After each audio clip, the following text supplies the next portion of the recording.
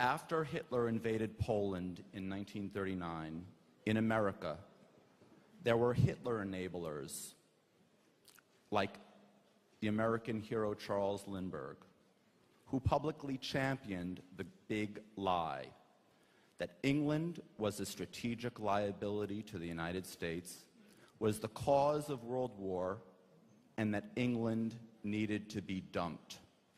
Today, there is a new crop of fascist enablers by the names of Walt and Mearsheimer.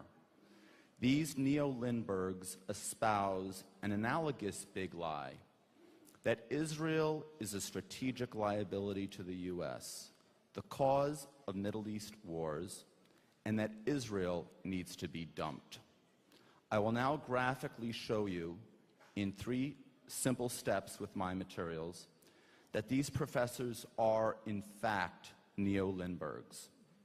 Step 1, if you would look at the 8.5 by 11 colored graphic of Israel, in any West Bank Palestinian state, Hamas will smuggle in thousands of chemical warheaded Katyushas into the West Bank.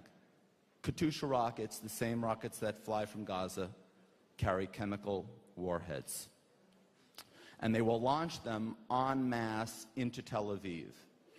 Imagine if, to placate Muslim anger, some U.S. president ceded Brooklyn to Al-Qaeda, and Al-Qaeda Brooklyn had thousands of chemical Katyushas aimed at Manhattan. Manhattan would be toast. And if there was ever a Palestinian state, Hamas with thousands of chemical Katyushas backed by Iranian missiles would toast the Tel Aviv coastal corridor holding 5 million Jews. Step 2. For this, I need everybody to turn to the 11 by 17 large graphic. Step 2. After Israel's destruction, without Israel protecting him, the Hashemite king, King Abdullah of Jordan, is also toast. Then, what you've got is an Egypt with 80 million hungry people, the strongest army in the Middle East, and the Suez Canal now having a direct contiguous land border with the oil-rich Saudi Arabia. Is this stability for U.S. CENTCOM? Is this lower gas prices in Salina, Kansas? But no, we're not done yet. Step 3. If you turn to the back of that graphic,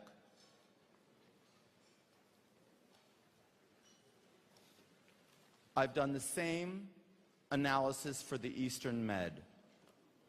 Christian Greek Cyprus has a total of 800,000 people, and there's about $250 billion worth or more of gas between Cyprus and Israel.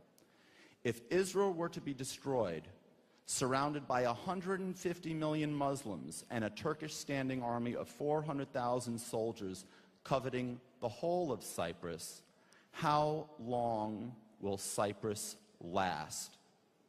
In September 2011, just 2 months ago, month and a half ago, Turkish Prime Minister Erdogan stated, Turkey and Egypt would form a force 150 million strong, and we are substantially surrounding a Mediterranean.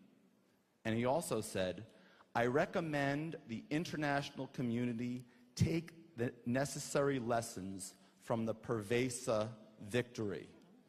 For everybody who doesn't exactly know what the Perveza victory is, the Perveza victory to which Erdogan was referring is the Turkish decisive naval victory over a pan-Christian Holy League Papal Alliance in September 1538. Without Israel as the bulwark against a waxing Islamic tsunami to the east, there will be a direct Islamic military threat to the very doorstep of Europe. Without Israel, how many trillions of dollars will the U.S. have to spend to defend Greece and NATO from such a clear and present danger to Western civilization? Or, as the Visa commercial would say of Israel's present-day strategic value to the U.S., priceless. Thank you, ladies and gentlemen.